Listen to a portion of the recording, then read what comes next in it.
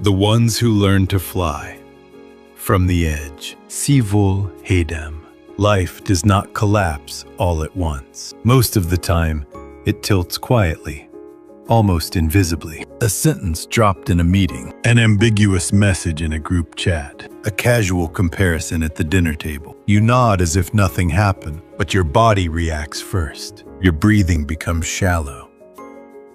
Your hands feel cold, and somewhere inside, a personal standard slips away. Life rarely falls apart because of work itself. It begins when your own standard, your inner standard, starts to blur. What if the person who pushed you the hardest ended up making you the strongest? What if the one who betrayed you, the one who turned their back, the one who forced you to the edge, was in fact the harshest teacher of your life? Friedrich Nietzsche believed that growth does not come from comfort. He believed that a strong individual is not someone without hardship, but someone who passes through hardship and becomes more than they were before. Life never teaches gently. Its most important lessons arrive suddenly, often through other people.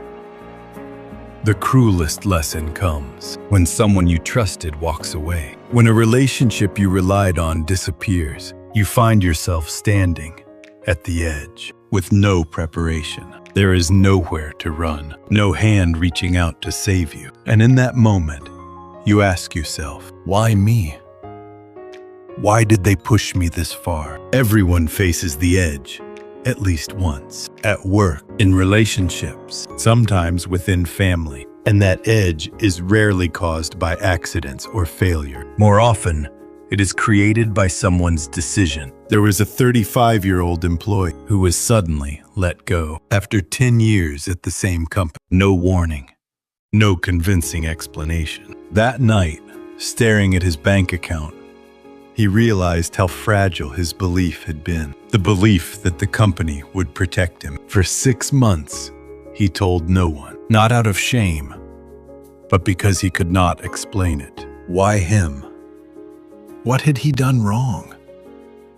The people who push you away often say the same things. They didn't mean it that way. They had no choice. You just need to endure it. But none of those words comfort someone at the edge. When the ground disappears beneath you and there is no way back, you instinctively look for a hand. And then you realize there is no one there. This is where the real turning point begins. Nietzsche once wrote that it is not events themselves that break us, but how we interpret them. The edge did not destroy you. What mattered was what you tried to hold on to while standing there.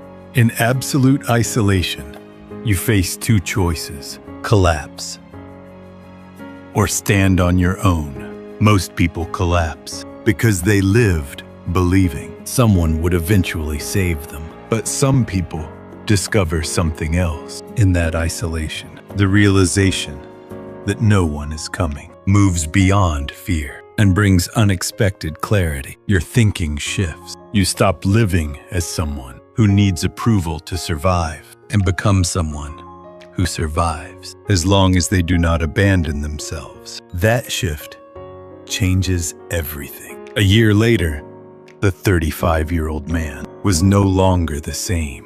He no longer waited for permission. He worked under his own name. He took responsibility for his own life. The edge did not destroy him. It stripped away what he no longer needed. True strength does not come from defeating others. It comes from surpassing who you were yesterday. Strong people do not stand on other people's expectations or borrowed values. They stand on their own standards. And those standards are never formed in comfort. They are shaped when you feel abandoned, when you feel unnecessary, when you realize you are completely alone. That is when the question appears: can I live without anyone's approval? The moment you can answer yes, you are no longer who you used to be. Some will call that isolation, failure, being pushed out, being left behind. But seen differently, it was the moment you were separated from unnecessary dependence. Because no one helped, you became strong. Because you had nothing to lean on, you learned balance. This is growth. This is shedding old skin. The person who pushed you to the edge may still be your enemy, but they were also, unknowingly, your most ruthless teacher. They taught you one essential skill: how to stand alone. Now, when someone leaves, you do not question your worth. You already know something they cannot take away. You survived on your own. Nietzsche called this loving one's fate, not because it was kind, but because it made you who you are. That fall was not failure. It was flight. If you are standing in isolation right now, if you feel unsupported and alone, remember this. You may not be breaking. You may be shedding what no longer belongs to you. If the harshest moment did not destroy you, then that alone is proof that you are already strong enough.